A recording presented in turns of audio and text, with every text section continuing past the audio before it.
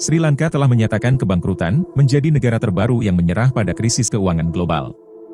Negara ini dibebani dengan utang lebih dari 37 miliar dolar dan telah berjuang untuk mengumpulkan uang di pasar global.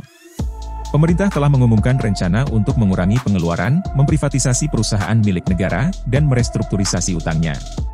Sebelumnya silakan klik subscribe dan aktifkan lonceng untuk tetap update di Radar Emprit, mengupas apa saja yang mungkin tidak Anda ketahui. Afghanistan. Afghanistan, yang merupakan salah satu negara paling miskin di dunia, juga menghadapi sejumlah tantangan ekonomi. PDB negara itu telah menyusut selama beberapa tahun terakhir, dan diperkirakan Afghanistan tidak akan mampu membayar utangnya pada tahun 2020. Selain tantangan fiskal, Afghanistan juga menghadapi krisis pangan yang membayangi akibat kekeringan dan konflik. PBB memperkirakan bahwa lebih dari 20 juta orang dapat menghadapi kelaparan pada tahun 2020 jika tindakan yang tepat tidak diambil. Taliban mulai berkuasa pada tahun 2014 ketika AS dan sekutunya mulai menarik pasukan mereka dari Afghanistan.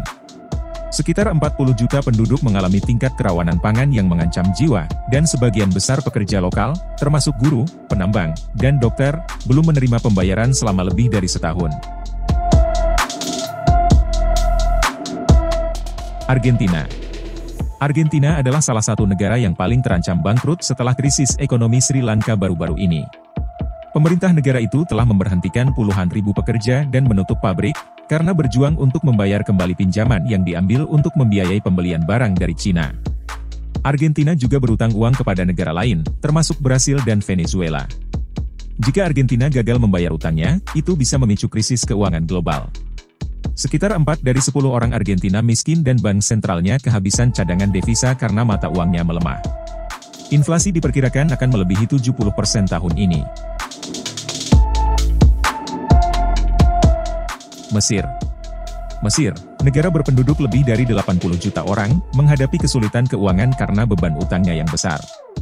Pemerintah telah berjuang untuk membayar kembali utangnya sejak awal tahun dan telah diperingatkan oleh beberapa organisasi internasional bahwa itu bisa menjadi negara yang bangkrut. Beban utang Mesir yang besar terutama disebabkan oleh pengeluaran publik yang tinggi dan ketergantungannya pada pinjaman luar negeri. Pemerintah telah berusaha untuk mengurangi pengeluarannya dengan membekukan upah dan memotong subsidi, tetapi langkah-langkah ini belum berhasil sejauh ini. Jika Mesir tidak dapat menemukan solusi untuk masalah keuangannya, itu bisa menjadi negara yang bangkrut dan kehilangan akses ke sumber daya penting seperti makanan dan air. Inflasi Mesir melonjak hampir 15% pada April, menyebabkan kemiskinan bagi hampir sepertiga dari 103 juta penduduknya. Laos. Laos adalah negara di Asia Tenggara yang menghadapi banyak masalah keuangan. Negara ini menghadapi banyak hutang, dan tidak jelas bagaimana pemerintah dapat membayar kembali semua krediturnya. Selain itu, Laos telah berjuang dengan masalah ekonomi untuk sementara waktu sekarang. Negara ini mengalami tingkat pertumbuhan yang rendah, dan tingkat pengangguran yang tinggi. Hal ini telah menyebabkan penurunan PDB negara. Pada tahun 2016, PDB hanya 16 miliar dolar, jauh lebih rendah dari PDB negara-negara lain di Asia Tenggara. Jika keadaan terus berjalan seperti ini, Laos bisa segera bangkrut. Ada sejumlah faktor yang berkontribusi terhadap kesulitan keuangan Laos. Pertama, tingkat utang negara yang tinggi. Depresiasi 3 nolak mata uang Laos, KIP, telah memperburuk kesengsaraan itu.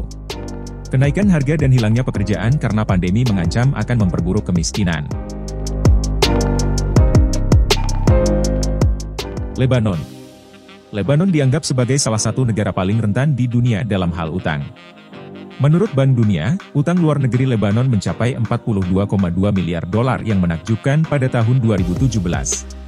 Utang ini telah memberikan tekanan yang signifikan pada ekonomi negara yang rapuh dan telah menyebabkan beberapa investor dan pemberi pinjaman mulai menarik dukungan dari bank-bank Lebanon, meningkatkan momok kebangkrutan bagi bank-bank Lebanon. Lembaga-lembaga ini. Ekonomi Lebanon yang kesulitan sebagian besar disebabkan oleh tingginya tingkat pengeluaran publik. Birokrasi pemerintah yang tidak efisien dan bias terhadap BUMN telah berkontribusi terhadap defisit fiskal yang kronis, yang mencapai sekitar 1,7 RI PDB. Spiral hutang ini membuat Lebanon semakin sulit untuk melunasi hutangnya yang belum terbayar.